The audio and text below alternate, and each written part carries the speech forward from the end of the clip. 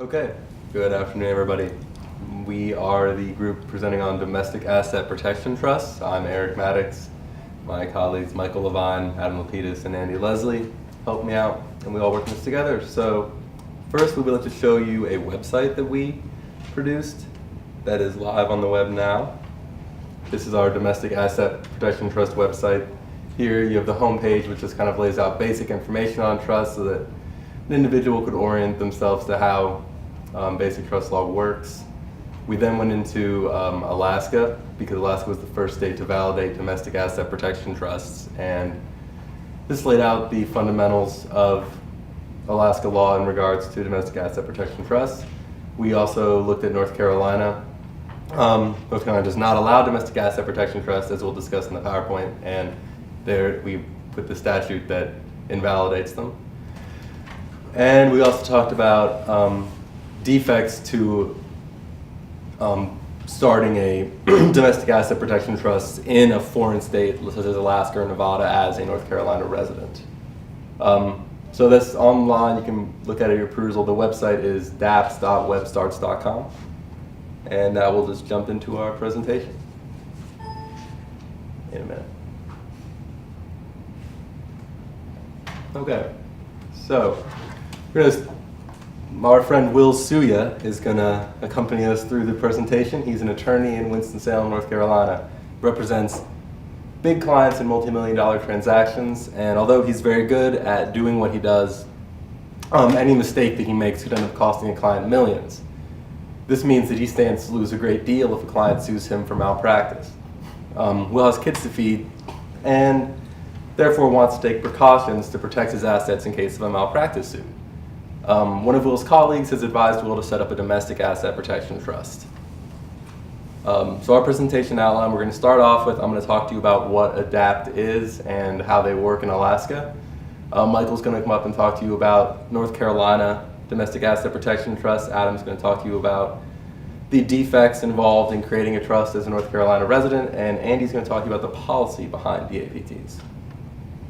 We also have an expert who's going to pop in and out during the presentation. Erica Franti was nice enough to talk to us about domestic asset protection trusts over WebEx and give us her take on them. She's an attorney in Raleigh and works at a boutique firm that specializes on setting up trusts.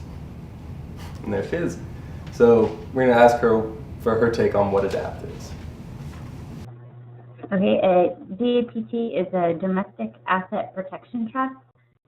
It's typically a self-settled trust that is established in a state that has favorable creditor laws that are kind of, some people say, anti-creditor. And they typically have to be irrevocable, and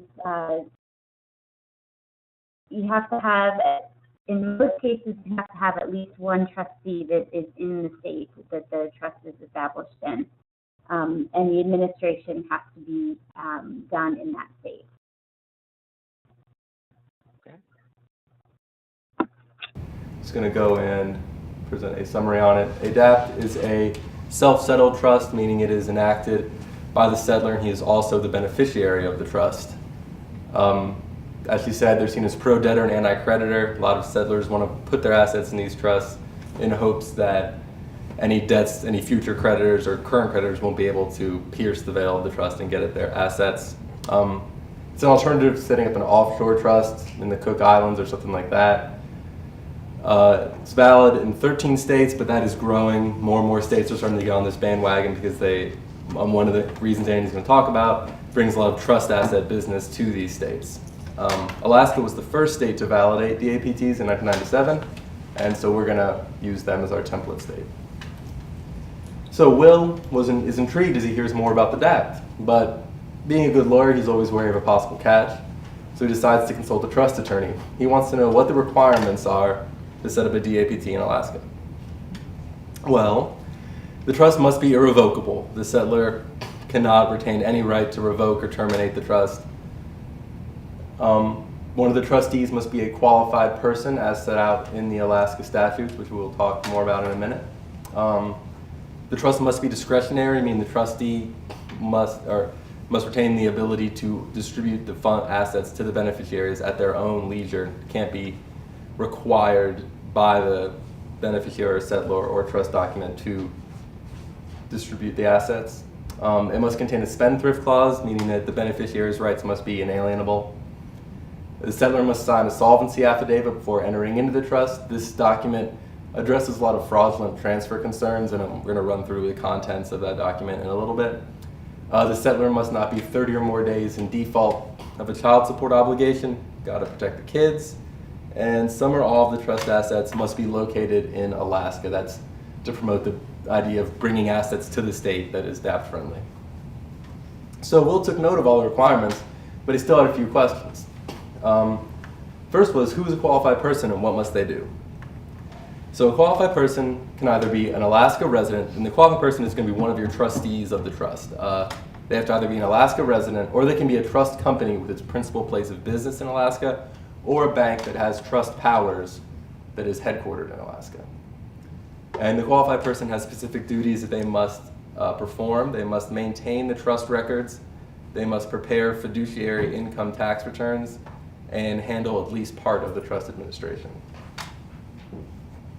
So now that Will knows what he needs to know about a qualified person, he wants to know, what does he have to report in this solvency affidavit? There are 8 requirements of the solvency affidavit.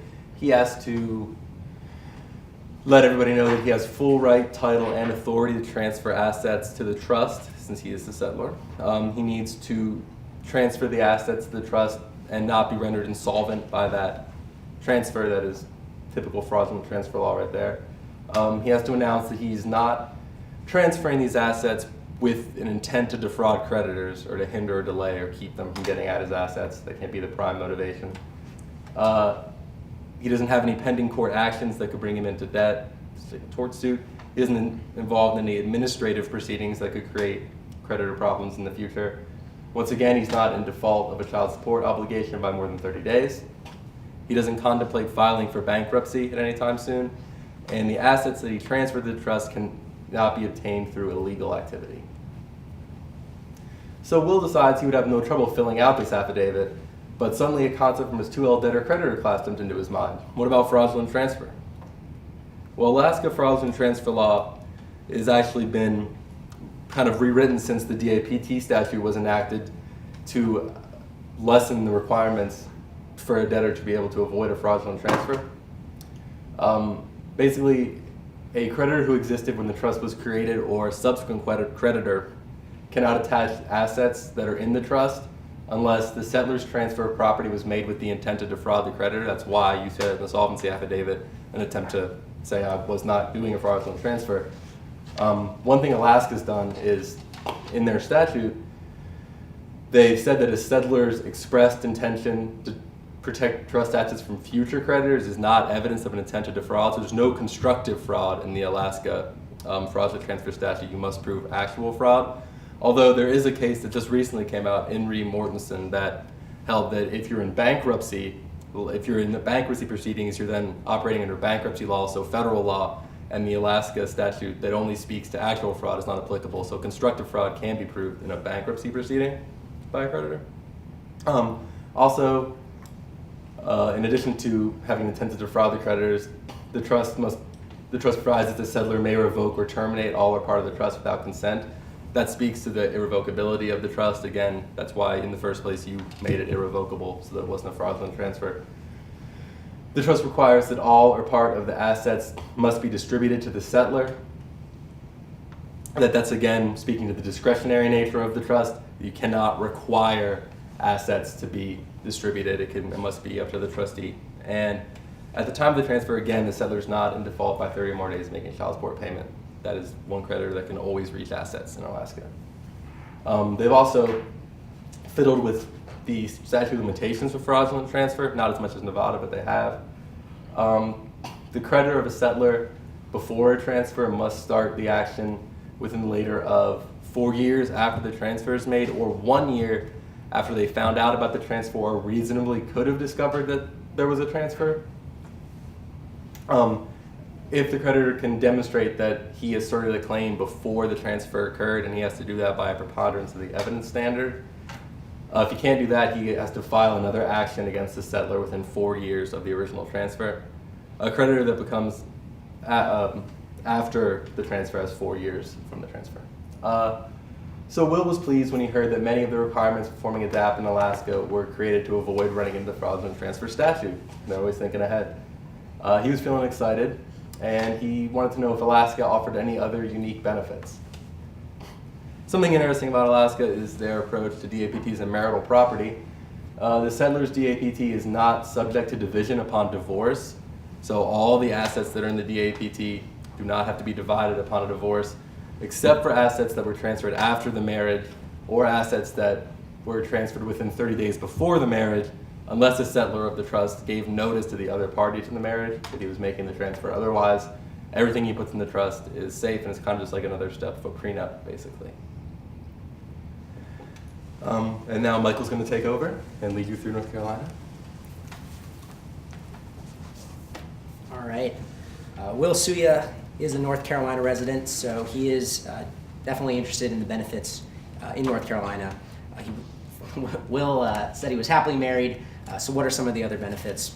The main benefit, and at this point we did ask the expert in North Carolina who normally deals with North Carolina residents what she thinks the benefits are for someone in this state to setting up a DAPT somewhere else.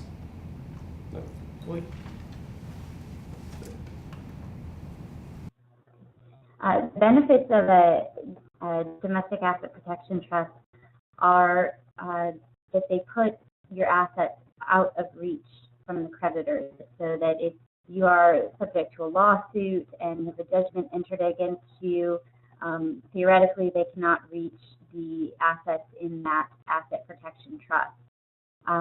Or, if you are in the middle of a divorce and they're dividing up the property, the assets in that trust theoretically are not part of that division.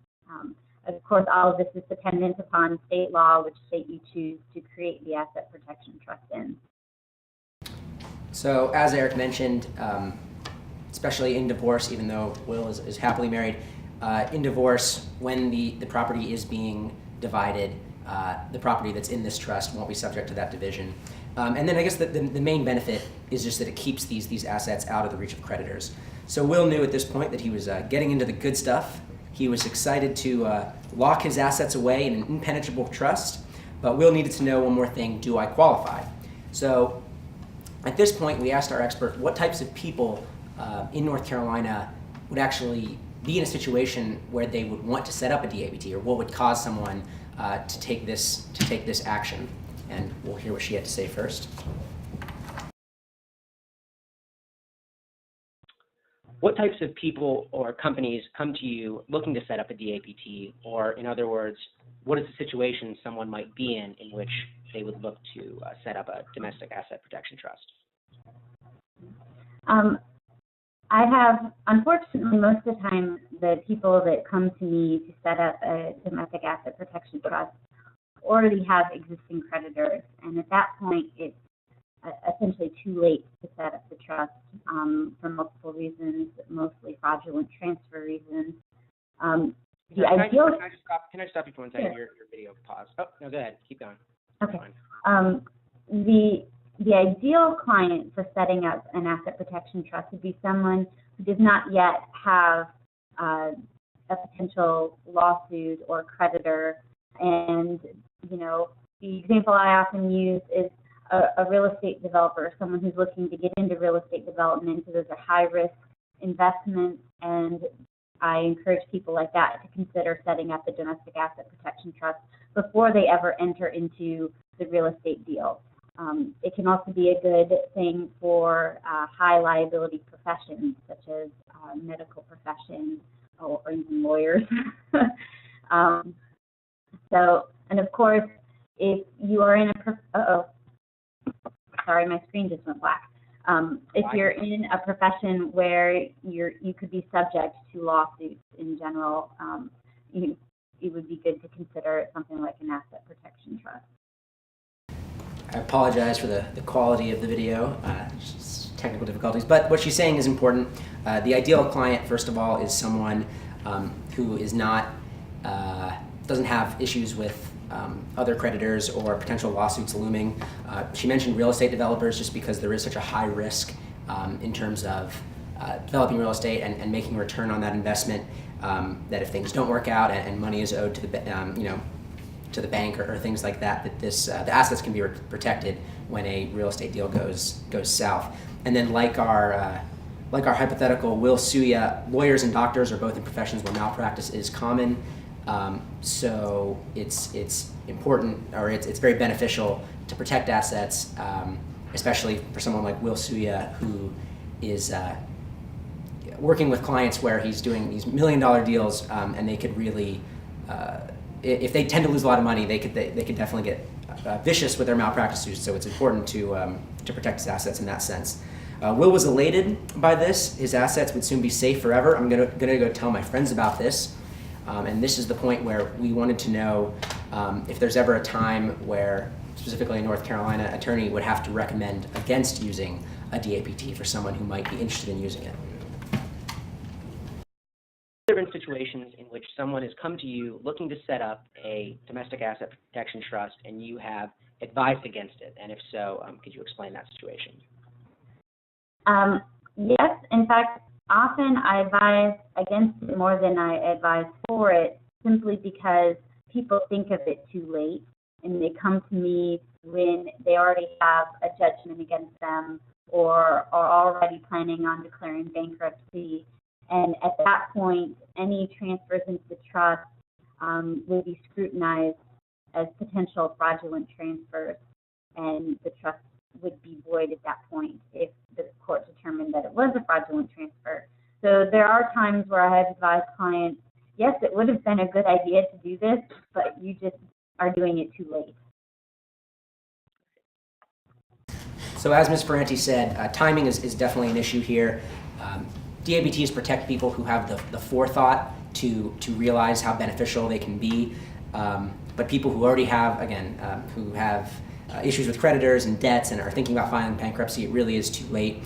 They need to be careful about making a transfer of any kind of assets after this point, because these transfers will be highly scrutinized, and there'll be a great risk of a fraudulent transfer. And if fraudulent transfer is found to occur, then the trust will be void, and there's no point in creating it. But again, this is North Carolina, and Will is a happy North Carolina resident, so by this time he's more than ready to begin creating the trust. But then his attorney lands the crushing blow, which is, as we discussed earlier, North Carolina does not allow domestic asset protection trusts. Now, this is the statute 36C that explains, that basically acknowledges this, and it's kind of a convoluted statute. With respect to an irrevocable trust, a creditor or assignee of the settlor may reach the maximum amount that can be distributed to or for the settlor's benefit. If a trust has more than one settlor, the amount the creditor or assignee of a particular settlor may reach may not exceed the settlor's interest in the portion of the trust attributable to that settlor's contribution. Now that's kind of a wordy statute, and the drafters knew that, so they added an advisory note, comment on the statute, that kind of puts it more in layman terms for us, which basically says that this statute is following the traditional doctrine that a settlor who's also a beneficiary may not use the trust as a shield against settlor's creditors. And the drafters rejected the approach taken in states that we talked about, like Alaska, Delaware, and some of the other 13 states that allow it.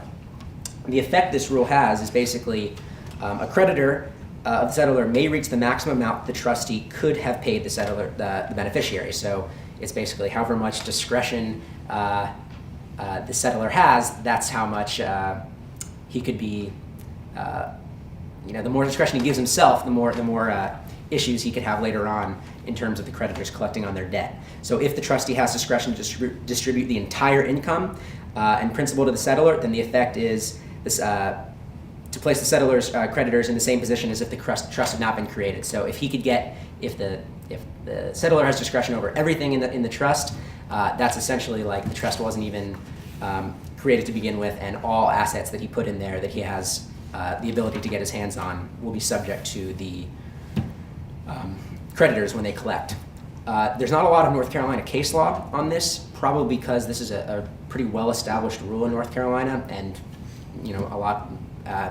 Ms. Ferranti even mentioned she definitely advises against setting up a DAPT far more often than she advises people to do it, just because in North Carolina it is tricky. There are risks that Adam will talk about later. But so there is a case law from 1957 that doesn't even actually use the actual language domestic asset protection trust, but it does kind of set the foundation for this law. So in this case, Pilkington v. West, the plaintiff was a landowner. She executed a deed that conveyed the land to a trustee, and then she had this provision in the deed that said the trustee will hold for her sole use and benefit, and will hold for the settler's sole use and benefit, and wholly free from interference, debts, and liabilities, and all other interests whatsoever. So of course, the holding was one cannot remove his property from liability for his debts or restrict the right of alienation by conveyance to a trustee for the sole use and benefit of the owner and grantor. So this is pretty much a textbook example of what you cannot do in North Carolina. And again, it's from 1957, so clearly people realize you can't really work the system in North Carolina by just trying to set one up in this state. But Will saw this as an impenetrable asset fortress, disappearing into his asset fortress, disappearing into the horizon. He couldn't move to Alaska. It's freezing there. He needs to stay in North Carolina with his kids. So he asked, without much hope, how can I create a DAPT? And this is definitely where Ms. Ferranti had the most useful information, because this is what she specializes in. Well, this is part of her specialty. And we'll let her talk about it first, the steps for a North Carolina resident to go about creating a DAPT somewhere else. Okay. First, they would have to come see a lawyer. This is not something that you ever want to attempt to do on your own. And the lawyer would need to very carefully go over that client's assets, how they're titled, what liabilities that client has, what potential liabilities that client has, and review all of that. And then in North Carolina, we do not allow the creation of self-settled asset protection trusts. So you would have to choose a jurisdiction that does. Someplace like Alaska, Delaware, Nevada, Rhode Island, South Dakota. There's a long list of them now that have friendly laws, and you would have to associate an attorney in one of those states, get the document drafted up, and again, you'd have to choose. Typically, you have to choose a trustee that's in the state that the trust is going to be subject to the laws of.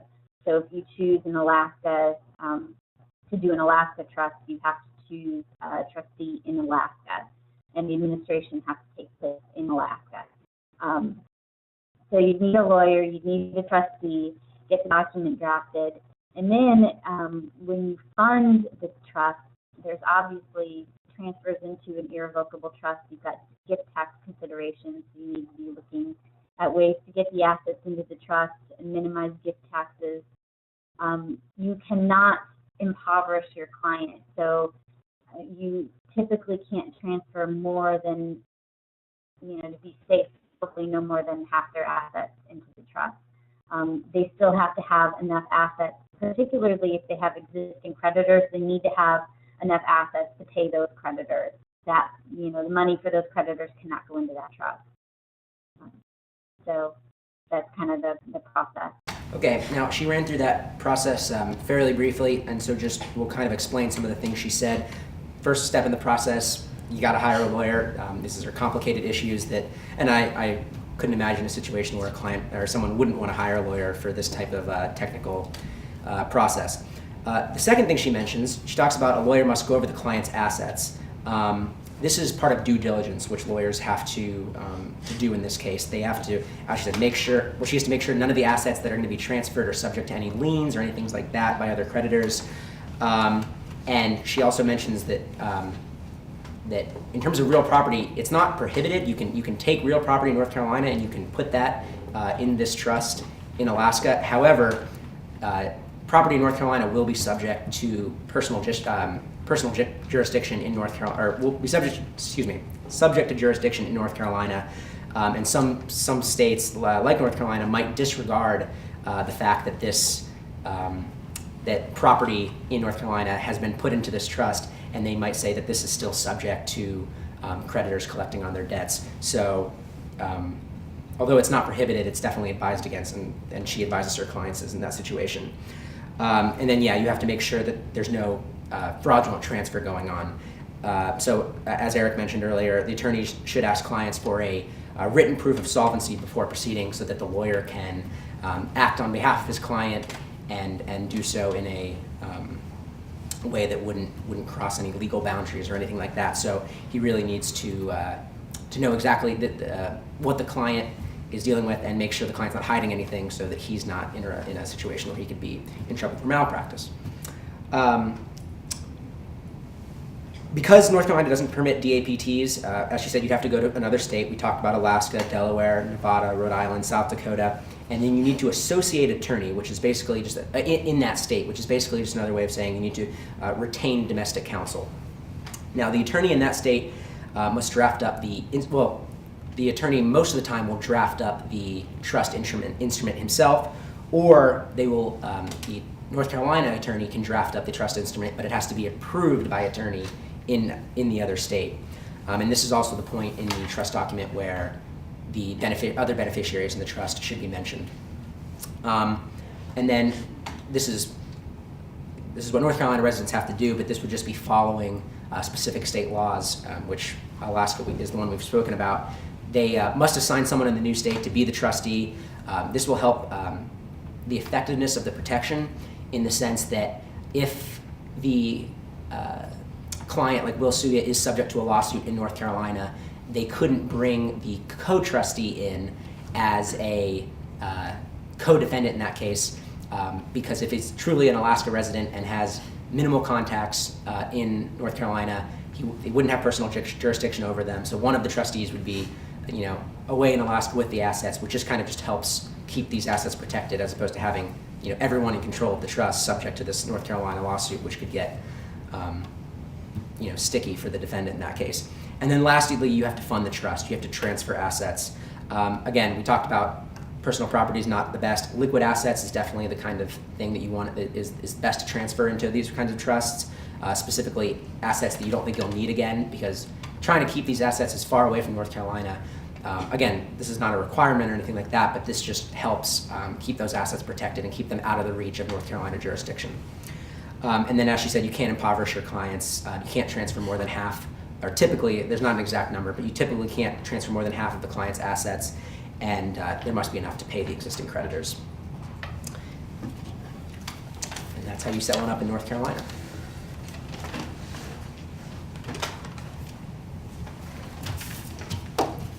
All right, my colleagues have talked about the wonderful benefits of DAPT, but this isn't the almighty lock and key where you can hide all your assets and no one can get to it. There are certain defects. Will Suya, he was already imagining locking his assets behind this lock and key. His lawyer had an answer to every problem. It seemed like a great time. Everything worked out fine. However, Will did not know that his attorney was about to drop the big bomb on him. There are defects. 6 of the major ones that I'll talk about include they're subject to U.S. jurisdiction. Because they're subject to U.S. jurisdiction, they are subject to the Full Faith and Credit Act clause of the Constitution. They're subject to state laws. The Supremacy Clause of the Constitution also comes into play. There's no secrecy because they are subject to U.S. jurisdiction, and bankruptcy code will really come into play. Now, how bad are these things? They sound like fantastic tools. They're subject to the United States Court of Laws. Let's say Will Suya sets this DAPT up in Alaska. Alaska is a state in the United States. It is subject to U.S. laws, and U.S. courts can hear cases to attack the assets. Let's say he went to the Cook Islands or any other offshore asset protection trust. Cook Islands aren't obligated to hear anything that has to do with the United States. They have their own constitution, their own laws, their own everything to follow. Full faith and credit. Constitution's a wonderful document, but it kind of attacks DAPTs a little bit. Now, what the Full Faith and Credit Clause does is it forces states to recognize judgments in sister states. So let's say that Will Suya sets up this wonderful DAPT in Alaska. It's got assets in Alaska, it's got the whole nine. If a creditor in, say, North Carolina comes and obtains a judgment against him, Alaska courts are obligated to recognize that judgment. Now, they don't have to go after the Alaska assets, as I said. They can go after anything from North Carolina, any state really. Now, a leading case on trust jurisdiction you may remember from your 1L year with Professor Walker's Civ Pro class, and it was Hansen v. Denkla. And to briefly summarize that case, the Delaware courts were ordered under the full faith and credit clause to honor a Florida judgment, but before the Supreme Court could do that, they had to determine whether the judgment was valid or not. To make a long story short, the Florida court in the original case did not have personal jurisdiction over the defendant. It didn't have in rem jurisdiction over the assets, so it didn't have jurisdiction, period, and the judgment was invalid. Now, the case established a new standard for personal jurisdiction, which is fairly important in the full faith and credit clause now. To have personal jurisdiction, a party must have minimum purposeful contacts within that state. Now, what is a purposeful contact? I mean, that's like foreign language.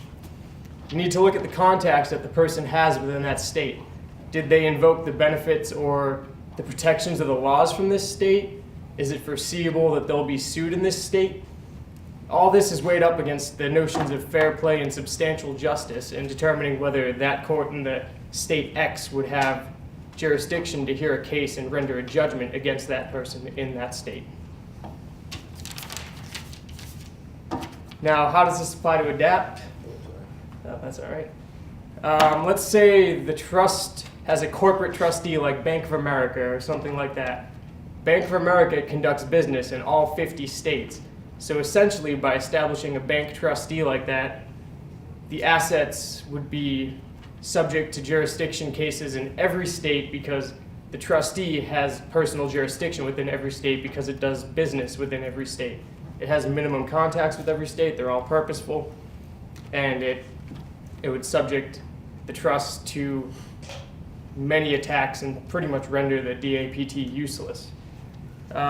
The fact that a court other than Alaska in this case can hear a case, can hear a claim against the debtor, it does not mean that they need to render a judgment against him.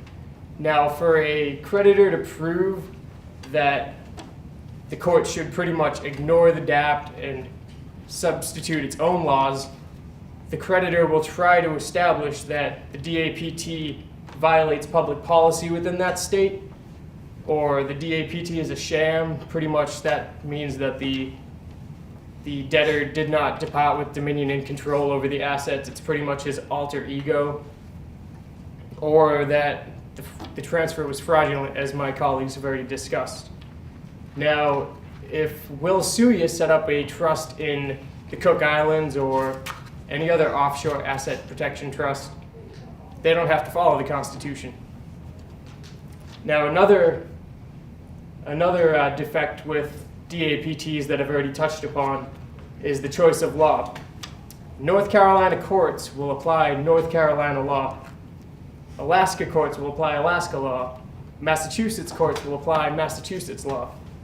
State X will always apply the laws of State X. They don't need to substitute state-wise laws in when they have their own laws to govern their actions. Back to the Constitution now. The Supremacy Clause pretty much states that federal courts do not have to abide by state law.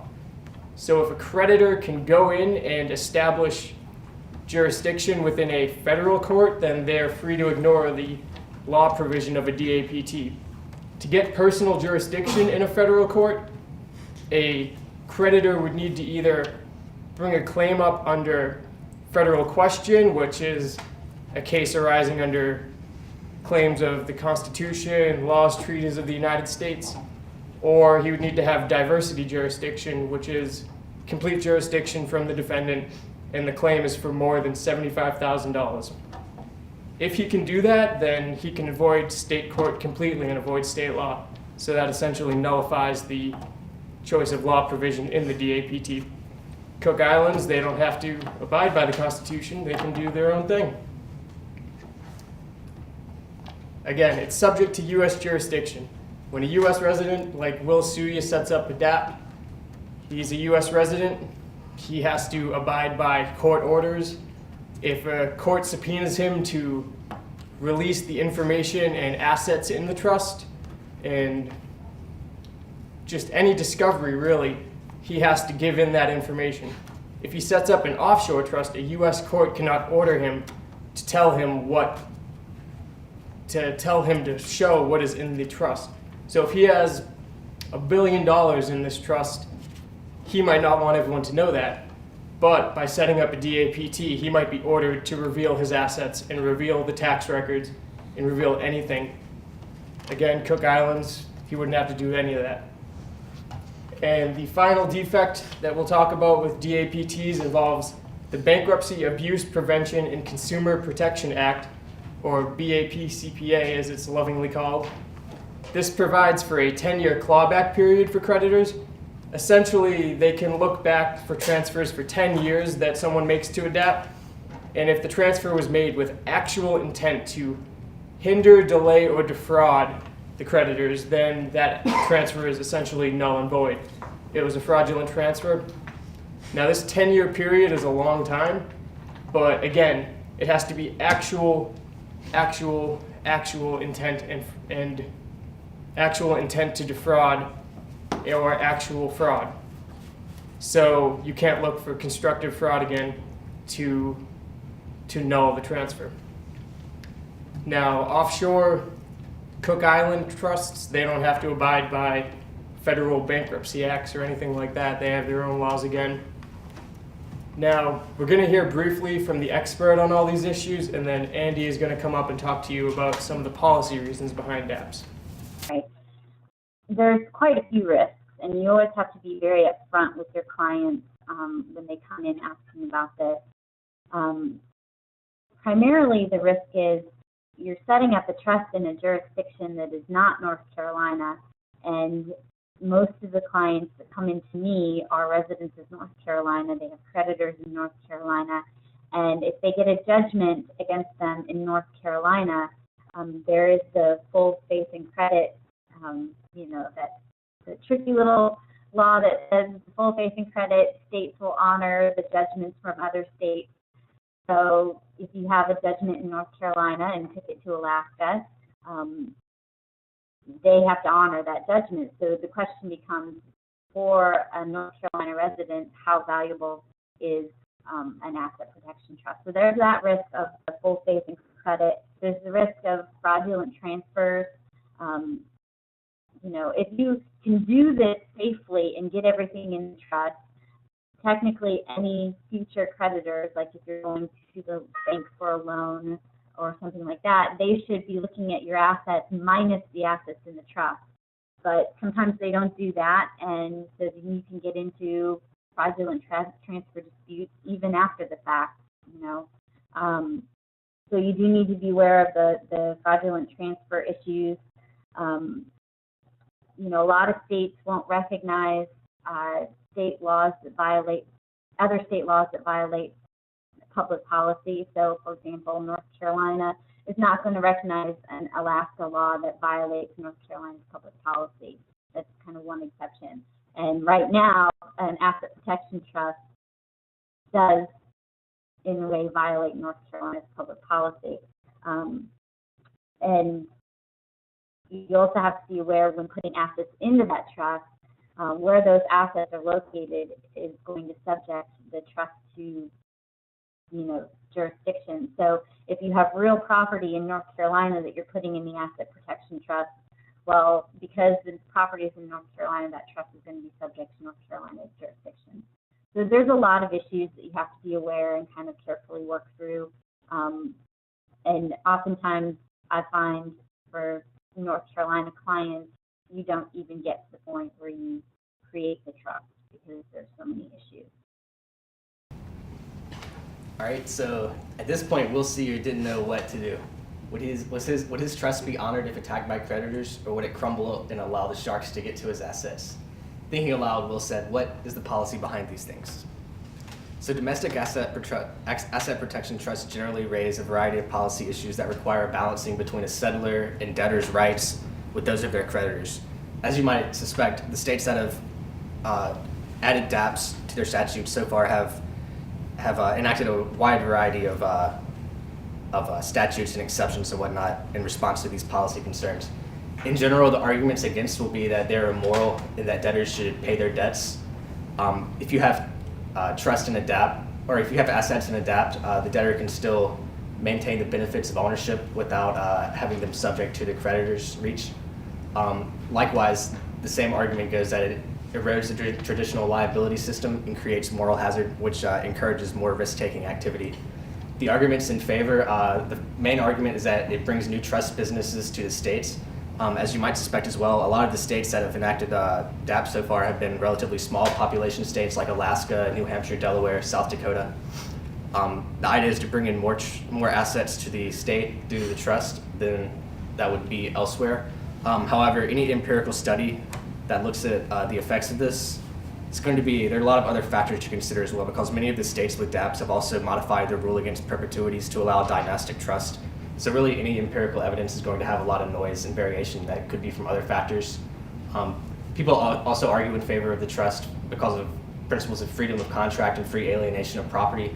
The idea being that the settlers should be able to do whatever they want with their property. If they want to put it in trust, they should be able to. Likewise, there are other legal protections that protect creditors, such as bankruptcy and fraudulent transfer laws. And we can look at these policy considerations by looking at different classes of creditors and how the policies affect them, as well as the conflicts with other laws, particularly bankruptcy and fraudulent transfer law, and as well as the moral hazard potential. So we'll divide the classes of creditors into three. First is voluntary and future creditors, which is going to be generally like a bank that would give you a loan in the future. There's pre-existing creditors, and there's involuntary creditors, which is generally going to be spouses after divorce and tort victims. Okay, so for voluntary creditors, the concern is that there's going to be deception and fraud. Debtors could transfer assets to the DAPT to create a false sense of creditworthiness that may deceive the banks that would be lending to them.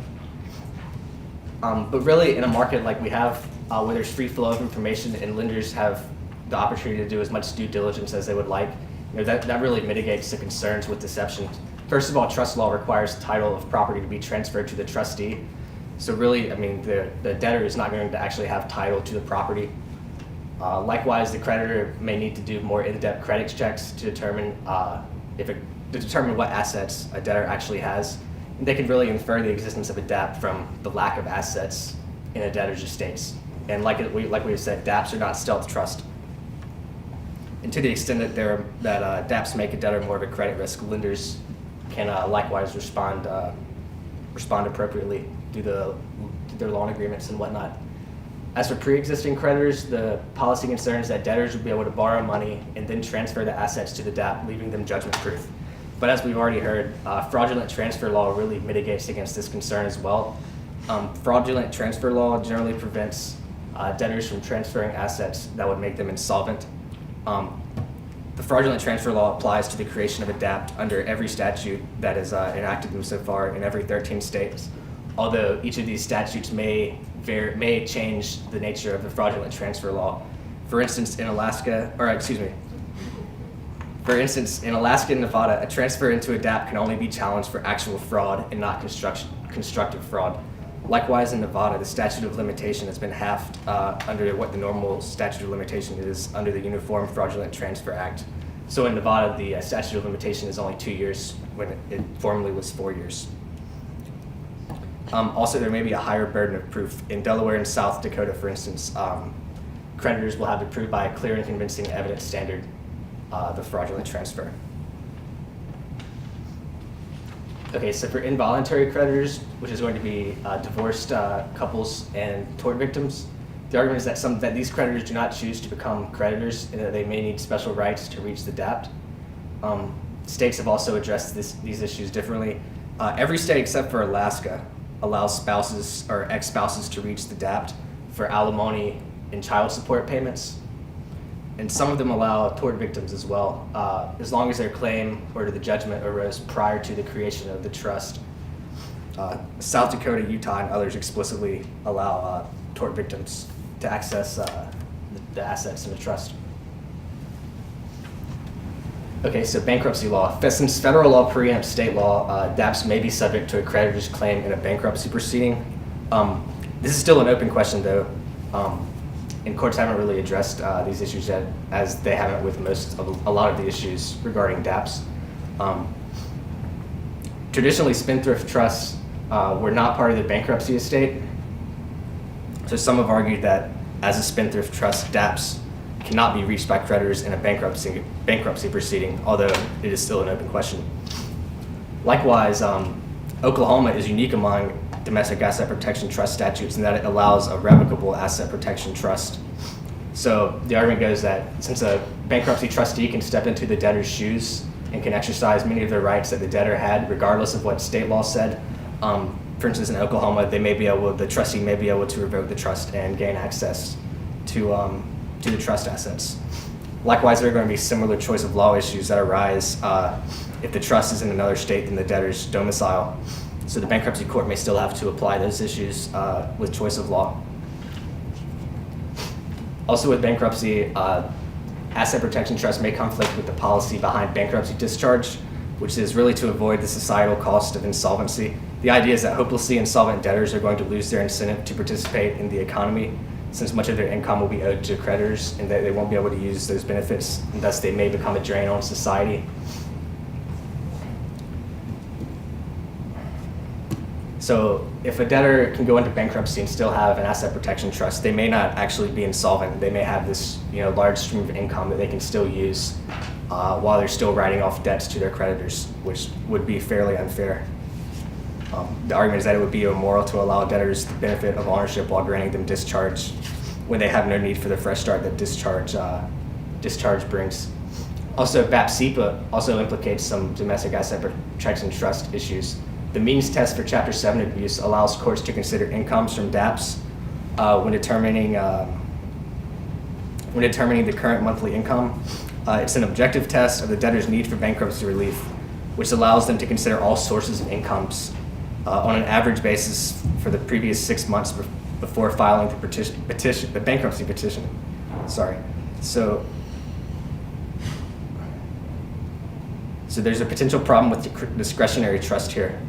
Since the means test is going to look at the 6 months prior to bankruptcy filing, discretionary trust may be able to stop payments for the 6 months to keep the income low, and then they can start back again once the bankruptcy proceeding gets going after the means test and whatnot. So there's issues there. Also, as Adam discussed, the 10-year look-back period allows bankruptcy estates to avoid as fraudulently transferred, or to apply fraudulent transfer law to DAPTs going back 10 years. Finally, the argument is that it creates moral hazard and will change risk allocation procedures. Many argue that it's going to encourage risky behavior since debtors can shield their assets from liability, particularly with professionals who are going to be facing malpractice liability. They're still going to have reputational interests that they need to protect. Their future reputations and practices and incomes are going to be exposed to liability regardless of what assets they have in trust. So that's really going to keep any reckless behavior more or less in check. Likewise, the legislatures can intervene as well. For instance, they can require insurance for hazardous occupations. They could possibly limit the amount of money that can be placed to a DAPT. Oklahoma places a $1 million cap on what can be placed in a DAPT.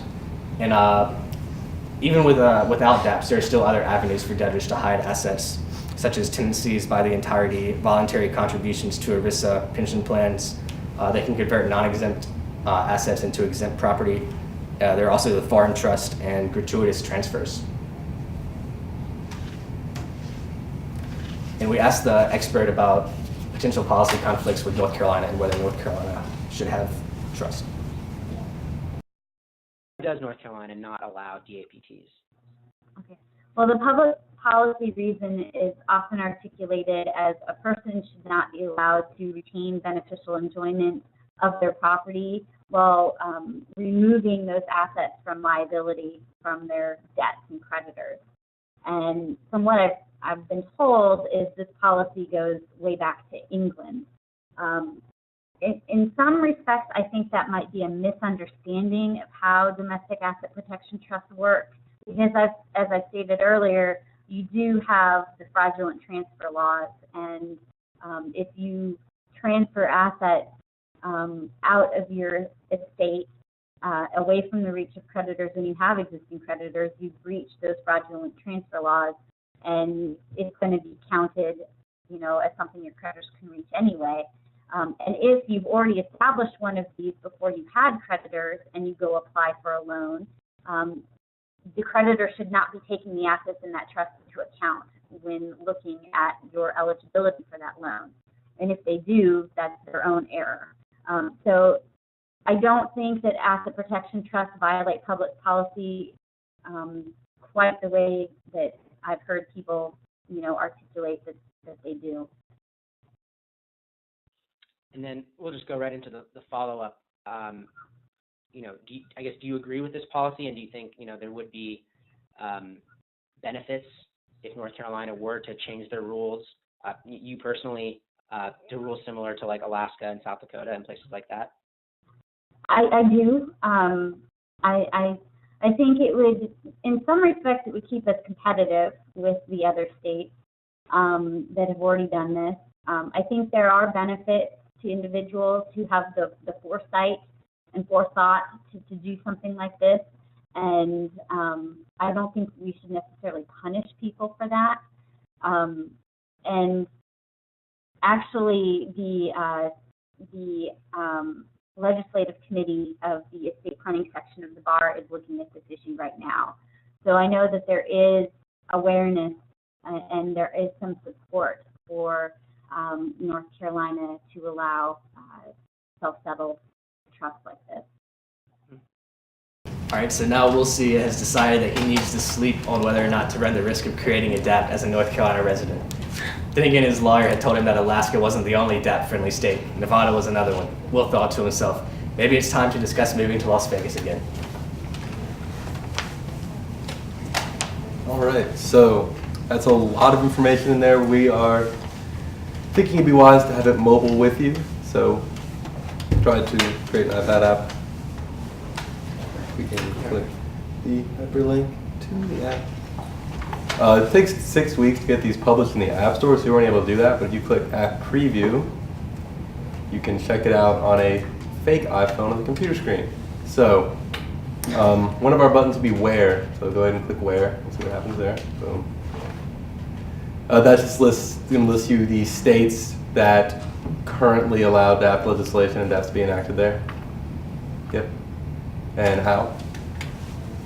We just give a brief rundown of the key ways to create a DAPT so that someone on the go would be able to look at this and see the primary requirements of setting up a DAPT in Alaska, which is similar to other states, but you would still want to look at every state's particular statutes.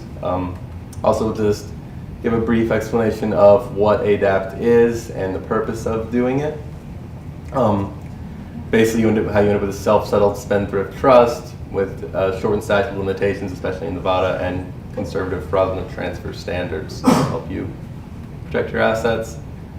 Also list out the issues that Adam spoke about earlier. Always important to keep these in mind as they are the primary driving force behind worrying about setting up a DAPT as a North Carolina resident using an Alaska attorney or Nevada attorney or whoever.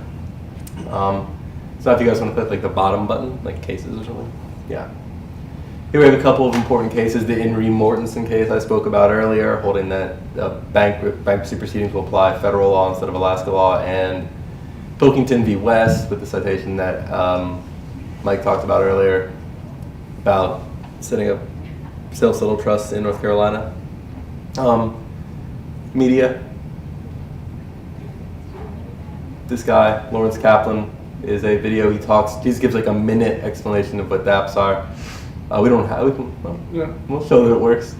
May as well show its functionality here. There it is. Pretty cool stuff. Domestic asset protection trust can certainly work on a limited basis to protect one's assets.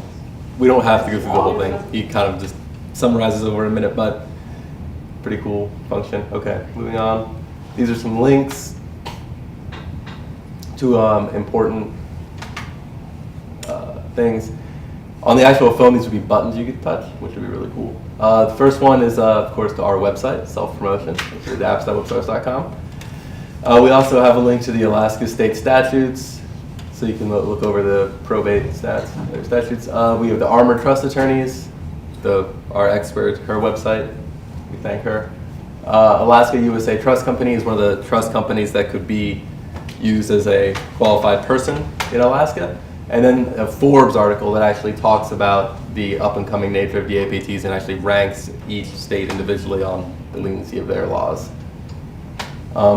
This page, just in case a person wanted to see if they were someone who should use ADAPT, it kind of reviews what Mike talked about earlier. And a contacts page where you could email us or click our buttons and stuff. So yeah, that will hopefully eventually be available. And that basically sums up our presentation. That's what we've got. So thank you, everybody.